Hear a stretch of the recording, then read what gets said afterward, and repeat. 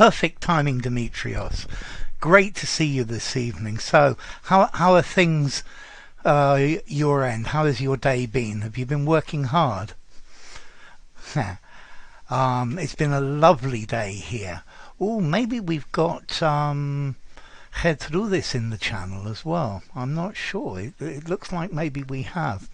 Okay, so what I'm going to do to start with is I'm just going to go over a revision of inversions instead of if. Okay, so for example, I could use this phrase, should you see. Let me put it here. Yeah. Should you see John,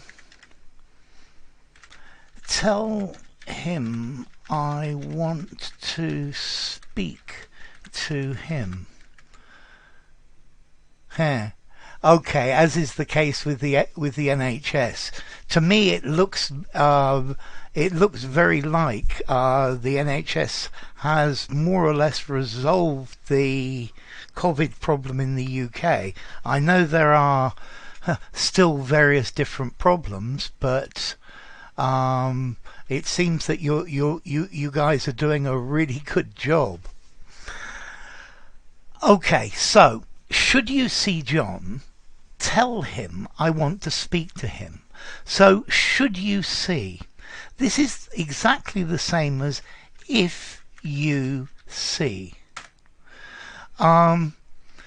Should you have some extra time, please read this report.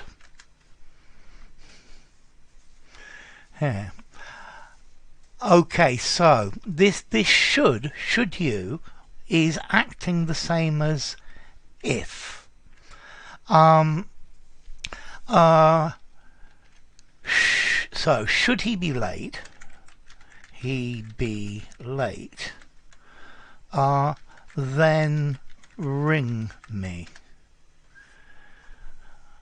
Okay, so should he be late? We're using this as an if, yeah? So should he be late? If he is late. If he is late, then ring me. The meaning is exactly the same.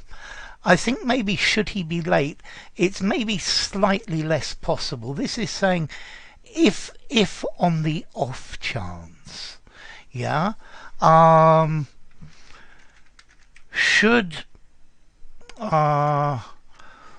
the postman come early, please give him this. Okay, should the postman come early, please give him this. Okay, so Demetrios, do you think you could make me a sentence using this structure? Yeah, this is your plain first conditional. Yeah. So should subject verb, then something in the present tense. Okay, so if I'm sure you can, because you're really good. Your English is pretty good. So should you have an example, please write it for me. Yeah. Okay. So this is should plus the subject. Should I have more than I anticipated, then I will give some to you. Okay. Should the CT scan show any bleed, tell the radiographers to plough on with the angiogram. That's a brilliant phrase. Okay, yes, so should it show any bleed? That's very good. That's a really, really good example. Okay, now I'm going to look at the next one, which is were I. Okay, or so let's see, were I younger? So, were I younger, I would ask her out. If I were younger, I would ask her out. Now this one, you can only use it with the verb to be. Yeah? Were I you, I would find a less stressful job.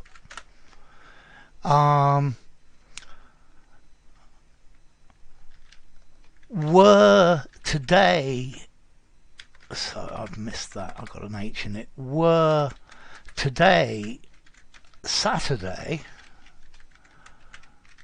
I would be playing football. Okay, so this is a second conditional. Yeah, this is a second conditional. So if today were Saturday, then I would be playing football. So if you can, please would you give me an example with this Theo Day, today. Yeah, if today were Saturday, were today Saturday, were this house cheaper, I would buy it. Okay, if I keep putting an extra H, I don't know why. It should say were instead of were. Okay, so notice this is only with the verb to be. Were English easy, then everybody would speak it.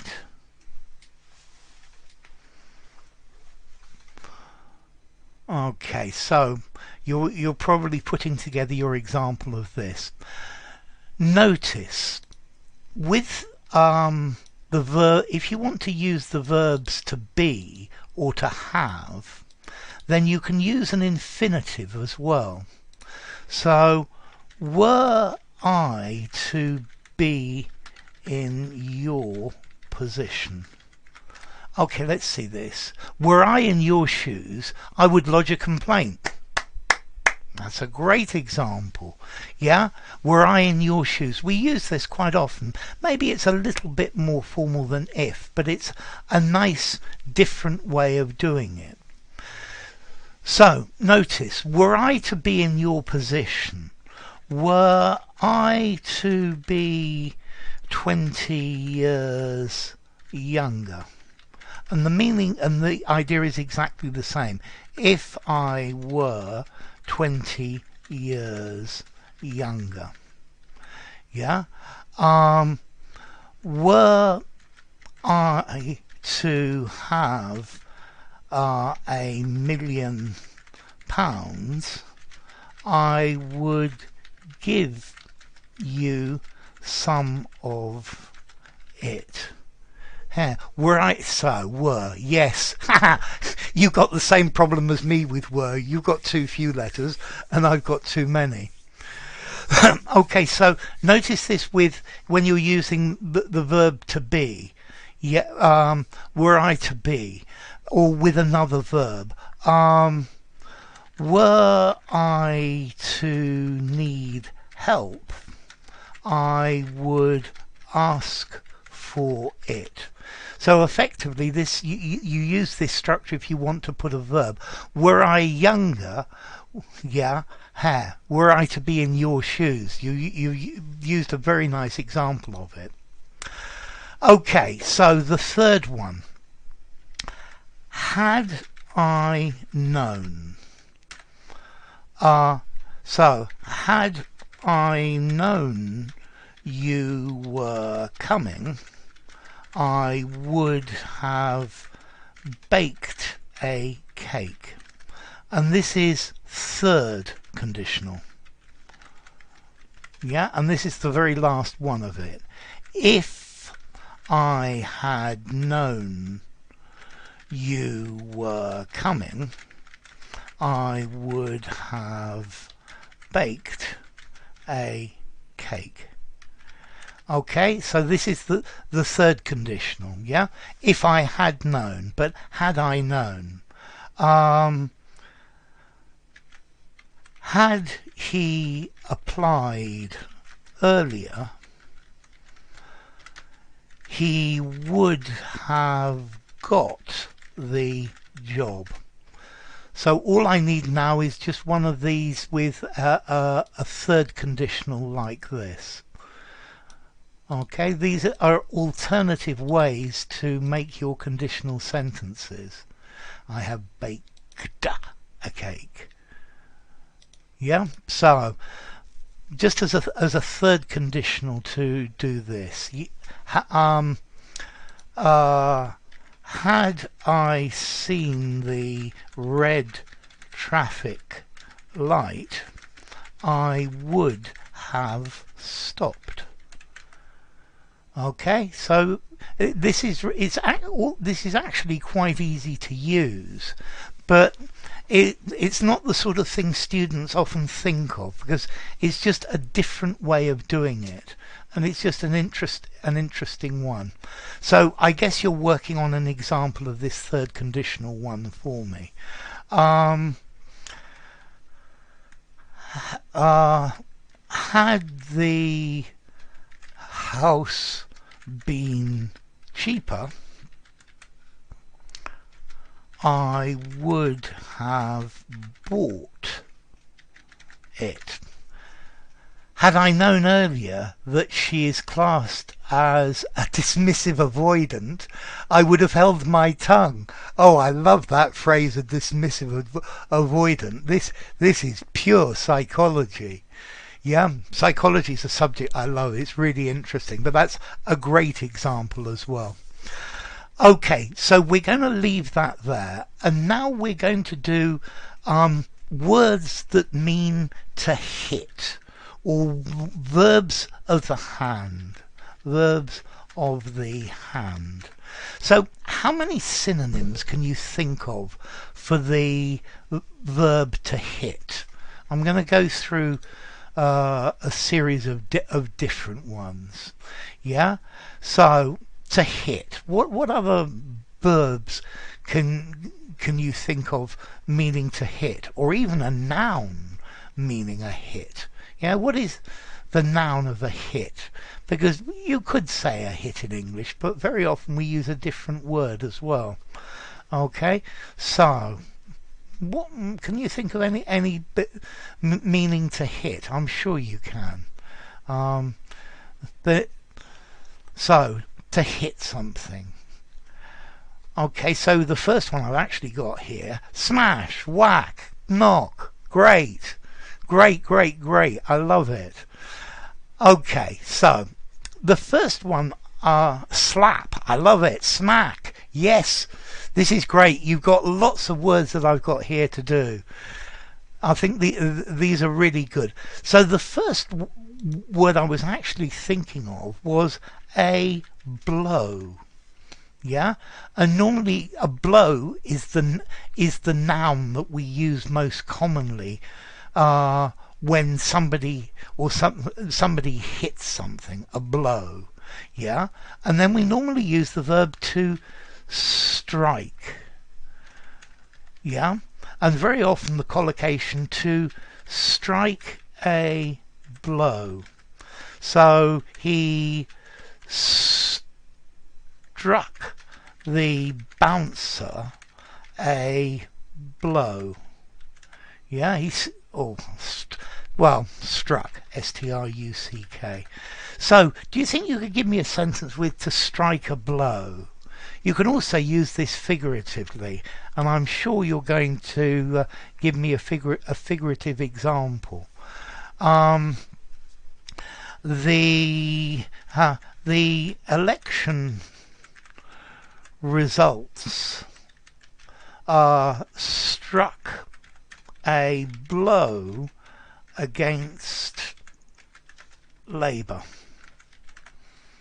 But I think that's because everybody's a bit nervous, and normally when people are nervous they vote for the right, and I think that's probably been the major was probably the Labour Party's major problem. Yeah, so to strike a blow, give me a sentence using to strike a blow. Yeah, to strike a blow. Notice as well, strike, struck, struck. And remember also you can use this verb a strike when the workers don't refuse to go to work, where they demand better pay or conditions or something like that. Yeah, I guess they're striking a blow against their employer.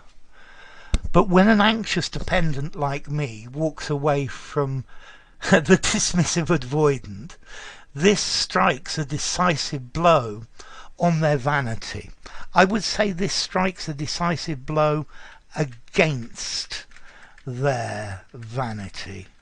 Well, probably they're real narcissists. That's yeah, but notice, to strike a blow against, yeah, against something, or to for example, strike a blow for justice and freedom. Okay, so let's try the next one. Yeah, I think I'm going to do the ones you've got in order. So, to smash. Okay, to smash means to break into small pieces. Yeah? Pieces. Okay, so he smashed the glass against the floor. Yeah? The window, he smashed the window. Yeah. The rioters smashed the shop windows. Okay, to smash something. Yeah. Okay, I've very often heard as well, smash that like button. Yeah, and here it means to hit, smash it. Yeah, I guess you could even probably say he smashed me on the nose. This is a hard blow. Yeah, it's really quite a hard blow. So give me a sentence using to smash. Also, something could be a smash hit. The record was a smash hit, although this doesn't happen so often nowadays. Yeah, it was a smash hit. Also, yeah, he smashed the record. Okay, he broke it, but by a lot. Yeah, so he smashed the record. Okay, so yeah, I'm sure you're in the middle of giving me a great one for to smash. Let's see. So I'm gonna. Okay, right here. I ought to actually put strike as well. To strike, to give a blow. Whoops, to give a blow to, and then to smash. I think to break into small pieces, or to hit hard. Okay, so to smash. Yeah, here we go. Greeks sometimes do not only just smash plates in taverns, they wreak havoc. Okay, yeah, this idea of smashing the plates is quite fun, I think. It sounds quite good, although if you try doing that in an English restaurant, you're going to get into awful trouble. Yeah? Okay, let's try another one of these. He struck a smashing blow. I love it. That's a really, really, really good example. Okay, so to knock. Yeah? To knock. To bump or impact against. To rap against. Yeah? This we can use in various different ways. So for example, I knocked on the door. Well, I'm sorry about my typographic errors. I knocked against the chair, and it fell over. So to knock over. Yeah, to knock, it's like to bump into, to impact against. Or, yeah, you knock on the door. Yeah. Also, very often we use to knock informally, meaning to criticize. He is always knocking everything that I say. Yeah? Okay, so knock. Yeah, or even the school, the school of hard knocks. The University of Life. Yeah, he didn't have a formal education. He went to the school of hard knocks. Okay, so to knock, to hit. Yeah, but normally when you knock, it's not very hard.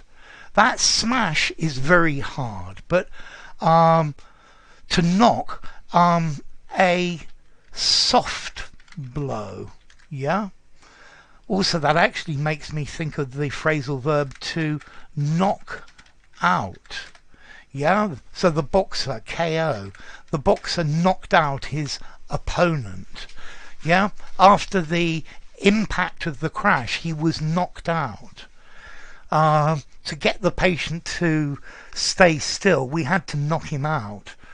So, if you would please, Dimitrios, would you give me a sentence with knock? Yeah, so, yeah, to knock on the door, to knock something over, to knock against, to bang against it, to bump against it, to knock what somebody's saying, to criticize them. He's always knocking me. Yeah, but normally a knock is a controlled blow. I think knock is probably slightly harder than to rap, or even the verb to, capitals, to tap. So I think knock, you knock on the door, that's the hardest. You rap on the door, maybe it's similar to knock, or you tap on the door very gently. Okay, so if you tap, you could tap dance. Our naughty cat deliberately knocks objects down. Okay, down is okay, but I would prefer to knock over. Yeah, let's see, knock down, it's maybe on a high shelf and it comes down. Yeah, and it's possible. Maybe you knock down a building. Yeah, so if he's knocking them down, I get the idea that they're crashing to the floor, and it's very possible. Yeah, just to knock over is something that's standing vertically and you knock it over. Yeah. Or maybe if you're playing Skittles. Yeah, Skittles or bowling. The idea is to knock down the pins, or yeah, to knock over the pins. So I guess knock down is okay. Knock over as well. Okay, let's try a different one then. The next one I'm going to do is to clout. To clout. And there needs to be a space here. It won't put these spaces for me. There we go. Okay, so to clout is probably a little bit more informal. To hit very hard. Maybe it says here especially with the fist, but maybe with the fist or maybe with the open hand. Yeah, the teacher clouted the student. I would call that assault. Yeah. Okay, so to clout somebody, to hit them hard. If you do that again, I'll clout you. If you do that again, I will clout you. Okay, so to clout, this is a hard hit. Yeah. The policeman clouted the demonstrator with his truncheon. So here you can see very definitely it doesn't have to be the fist. So to clout something, to clout somebody, no preposition here. Yeah. So would you write me a sentence using clout? Notice we can also use this verb clout meaning influence.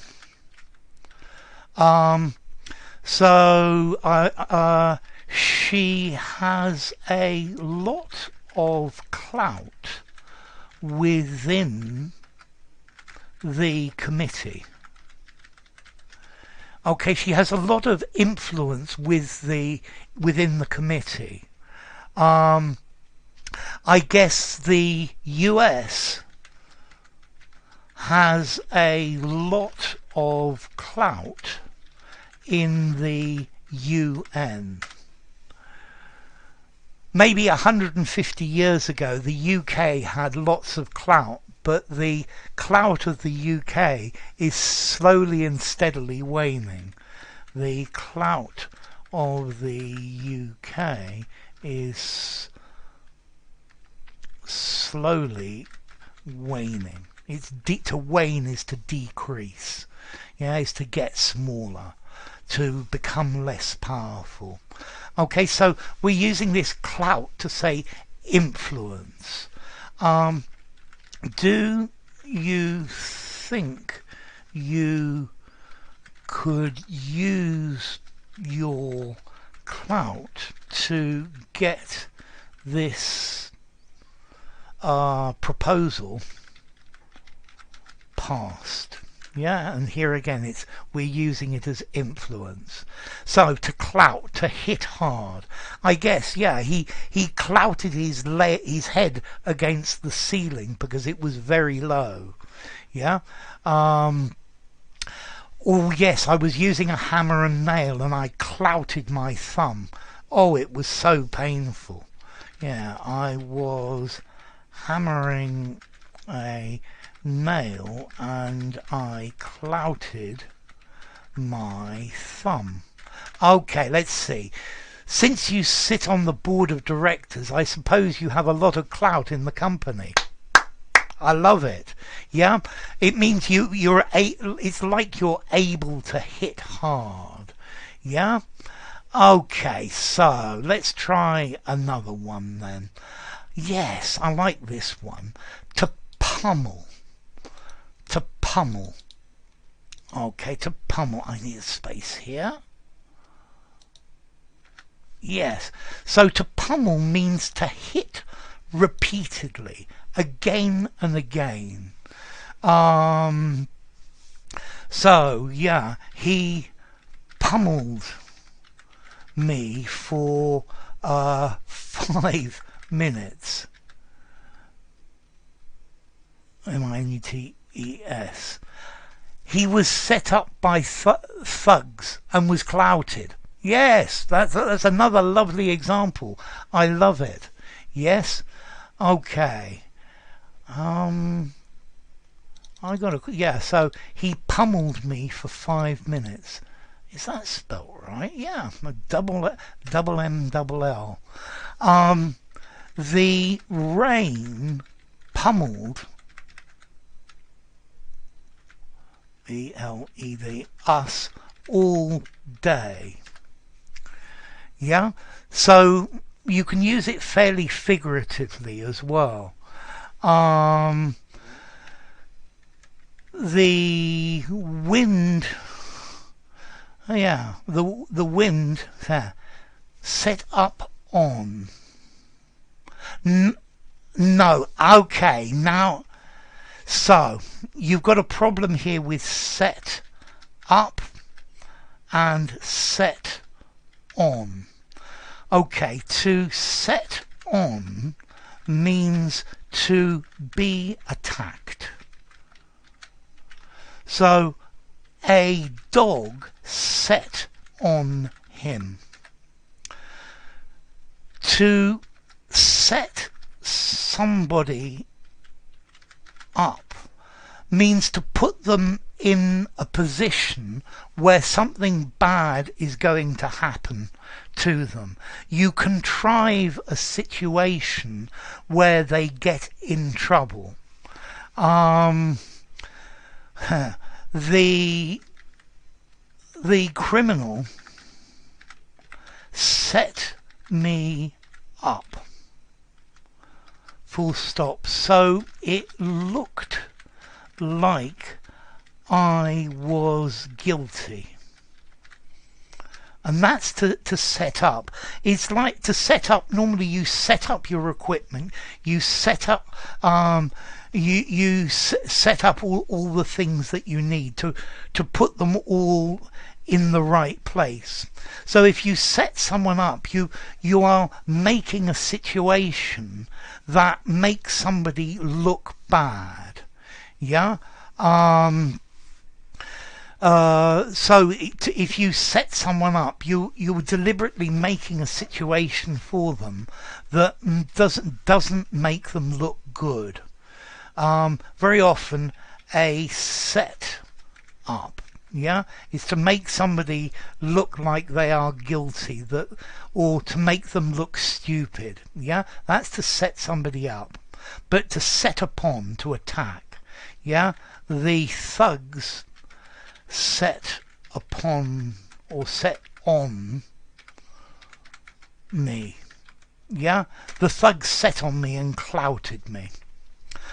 Okay, so let's go back to this verb to pummel. To hit again and again and again, to hit repeatedly and heavily. They gave me a pummeling, or they pummelled on the door for 5 minutes. The boxer pummelled his opponent. Okay, so when you're ready, could you give me an example of this verb to pummel? To pummel. I guess we could say the virus has been pummeling the UK for more than a year. Okay, to hit again and again and again and again. This is to pummel. This is not just one punch. This is continuing. Okay, if you run a marathon, your feet feel like they are being pummeled by the ground. Okay, so to pummel, to hit again and again. You can use it metaphorically as well. So I was awakened in the morning by a door-to-door salesman persistently pummeling on my door. That's a great example, Dimitri. Okay, that's going to be the last one for today, my friend. Thank you for coming. You've been a great student. I love the way you arrive exactly on time. It's been fun giving you class, and I will see you again next week. So thank you so much for coming. Stay safe, look after yourself, and enjoy. Yeah, enjoy life. It's the most important thing. So we're going to leave it there. So thank you very much indeed. You've got another one here. The PM was pummeled by the Labour leader. Okay, I think that works very nicely because this here it's verbally. Yeah, you could interpret that as giving him a physical pummeling. Yeah, but I get here it's very clear he's pummeled by the Labour leader. He's being criticised at length. Thank you as well, Dimitri. It's been a great class. I will see you again next week. Stay safe, as I said. So bye bye, my friend.